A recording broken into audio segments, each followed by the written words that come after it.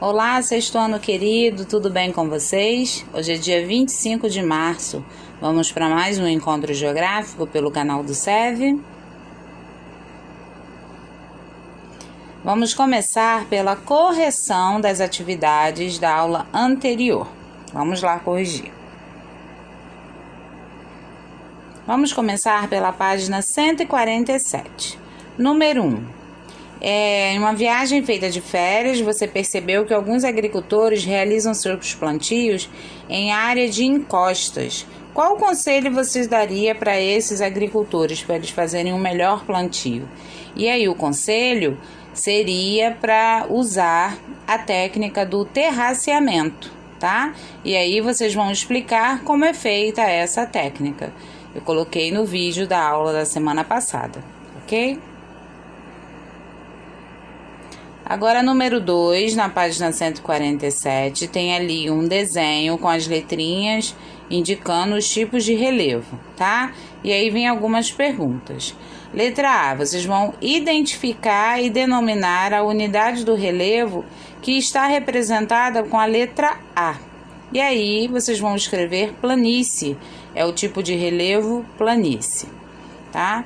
A letra B, vocês vão verificar em qual espaço está localizada uma depressão. Qual é a letra que está representando o tipo de relevo depressão. E aí vocês vão colocar a letra D de dado, ok? Continuando a correção, a letra C, entre as letras C e D, qual é que sofre, qual o tipo de relevo que mais sofre ação erosiva, erosão, né? Que pode ser por natural ou artificial que nós aprendemos. E aí vocês vão escrever que é a letra C, que são os planaltos, por causa da altitude, tá bom? Número 3, tem aí uma pergunta dizendo que na periferia de várias metrópoles, né, em virtude da pobreza, muitas pessoas constroem suas habitações em áreas de encostos ou colinas, né? Em elevações. Vocês vão fazer um pequeno comentário sobre os principais riscos que essas pessoas correm. Então, por elas morarem na periferia, não terem muito recurso, não terem muitos recursos, o que acontece por elas fazerem as construções nessas áreas perigosas? Então, vocês podem escrever, tá? É só uma orientação. Aí vocês transformam com as suas palavras.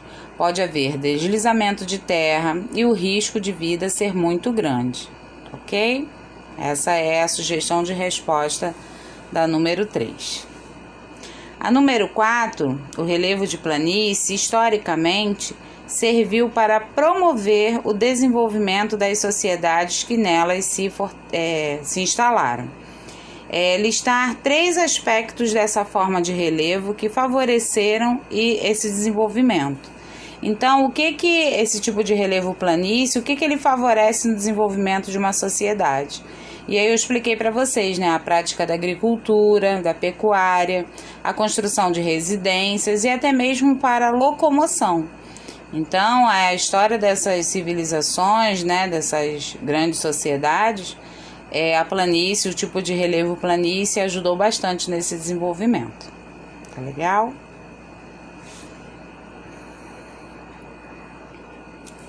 Para finalizar, na página 148, tem aí 2 fotografias e tá falando das chuvas fortes, né, destruidoras de verão, que ocorrem muito no Brasil, principalmente no Rio de Janeiro. E aí nessa área, eu até sublinhei aí a parte da ação humana. O que acontece, o que o homem faz com que essas tragédias ocorram, né, por conta dessas chuvas fortes, tá? E aí, o que acontece? Para poder fazer essas construções, se retira a vegetação natural. E aí, com essa retirada, faz com que haja deslizamento de terra, tá? E as construções em esses locais de risco. Então, se tira a vegetação e aí se fazem essas construções em locais de risco. Quando tem a chuva forte, o que acontece? Ocorre o deslizamento de terra e aí grandes tragédias, ok? A correção foi concluída, tá? Essa correção é referente à aula da semana passada. Agora, vamos à aula de hoje, vamos estudar pelo Atlas de vocês. É como se fosse uma continuação sobre o relevo, tá? E o capítulo de hoje fala sobre as transformações que ocorrem no relevo. Então, vamos lá. No relevo existem os agentes transformadores. Como eu falei para vocês, ocorrem as transformações. Mas para acontecer essas transformações, precisam dos agentes transformadores. Então, vamos ver aí do que se trata, tá? As transformações do relevo acontecem graças aos agentes de transformação, que são elementos responsáveis pelas alterações e construções das formas que observamos na superfície terrestre. Assim, para melhor compreender esses agentes, eles foram divididos em... Então, existem dois tipos de agentes transformadores do relevo, que são os agentes internos, ou chamados de endógenos, ou os externos, que são chamados de exógenos. Então, vamos ver aí como é que eles transformam o relevo. Vamos começar pelos agentes internos, ok? Ou endógenos, como queira chamar. Os agentes endógenos, também chamados de agentes internos ou vice-versa, são aqueles que acontecem abaixo da superfície por fenômenos internos, tá? Podemos citar aí o tectonismo, o vulcanismo e os terremotos, tá? Então, primeiro tem a ver com as placas tectônicas, os vulcões e os terremotos. Eles são agentes internos, eles agem no interior do nosso planeta. E como eles transformam o relevo, né? Vamos ver aí agora. Primeiro, o tectonismo, tá? São blocos sólidos que se encontram sobre a camada rochosa da Terra. As placas tectônicas, já ouviram falar? Então, elas estão em constante movimento por causa do calor proveniente do interior do planeta. Então, as placas tectônicas estão em constante movimento e isso faz com que o relevo possa acontecer transformações. Aqui nesse mapa, nessas linhas que está formando tipo um quebra-cabeça, são as placas tectônicas. Elas estão abaixo dos continentes, elas estão no interior do planeta. Então, elas não estão paradas, elas estão em constante movimento. Então, elas podem sobressair uma sobre as outras, deslizar, e com isso ocorrem os fenômenos naturais que nós vamos estudar agora. Percebam que o Brasil ele está dentro de uma placa tectônica. Então, isso faz com que ele esteja mais ou menos protegido desses fenômenos naturais. Por isso que no Brasil não ocorrem tantos fenômenos como terremotos, vulcões ativos, tá? Por conta dessa facilidade por ele se encontrar bem no meio de uma placa tectônica. Agora, existem países que estão bem no encontro entre duas placas. E aí, por isso que ocorrem tantos fenômenos naturais. Vamos começar pelo vulcanismo, tá? Vulcão é uma abertura na crosta terrestre de formato montanhoso por onde saem magma, cinzas, gases e poeira. Essa estrutura geológica é formada geralmente a partir do encontro entre placas tectônicas. Então, os vulcões, né, é como se fosse uma montanha só com uma abertura, e ali saem cinzas, gases e poeiras referente a essas explosões internas, e isso transforma o relevo, tá? Então, aqui é a figura de um vulcão, né, no caso em erupção. Ele, quando se tem a movimentação das placas, ele faz o calor interno faz com que ele extraia fumaça, gases e poeira. E isso que nós vamos ver na superfície terrestre. Então, primeiro começa no seu interior e depois chega até a superfície. Aqui é a foto de um vulcão na Indonésia em erupção.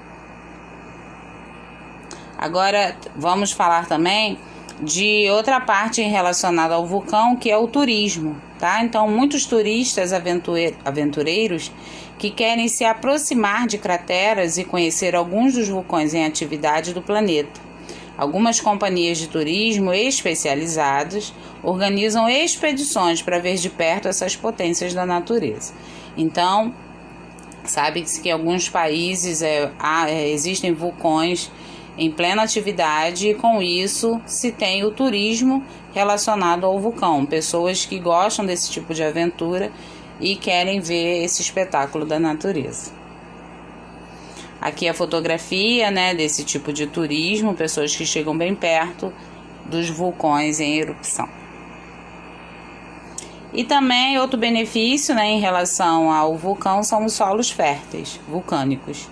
Com a expulsão das cinzas que se espalham por grandes áreas, a cinza resultante pode apresentar quantidades distintas de vários nutrientes do solo, que contribui grandemente para a agricultura e a atividade econômica local. Aqui em Nova Iguaçu, no bairro, numa cidade próxima, a Mesquita, onde nós moramos e estudamos, há relatos de que se existiu um vulcão, tá? Existe até um parque nacional relacionado a isso, onde possa caminhar, essas coisas. E aí há relatos sobre o vulcão de Nova Iguaçu. Mas vamos ler aqui o que temos sobre isso. No período de 2004 até 2008, o vulcão de Nova Iguaçu foi considerado uma hipótese. Então, quer dizer, não foi determinado de que de fato ele foi um vulcão um dia. Então, comunidades científicas de geologia, pessoas que estudam sobre isso, tinham uns grupos a favor e outros contra. Então, a questão ficou em aberto, tá? Como ele está em extinção, está inativo, o estudo foi feito e não se decretou de que um dia foi um vulcão, tá? O vulcão de Nova Iguaçu é então considerado uma raridade e digno de estudo e preservação, sabendo ou não se ele existiu. Se ele existiu, foi considerado uma raridade e digno de estudo e preservação. Eu coloquei uma foto aqui para vocês poderem ver onde ele se localiza, ali no Parque Municipal de Nova Iguaçu. Agora, outro fenômeno natural que faz parte dos agentes internos são os terremotos, ou também chamados de abalos sísmicos, tá? Então, eles também ocorrem no interior da Terra e vamos sentir o tremor na superfície. Eles são fenômenos naturais, vindos das pressões internas do planeta, que fazem as placas tectônicas se movimentarem, liberando tais pressões. Com isso, a superfície sente essa liberação em forma de tremor, o que pode acarretar sérios prejuízos. Então, vamos ver aí essa figura representando uma cidade logo após o tremor, logo após o acontecimento de um terremoto.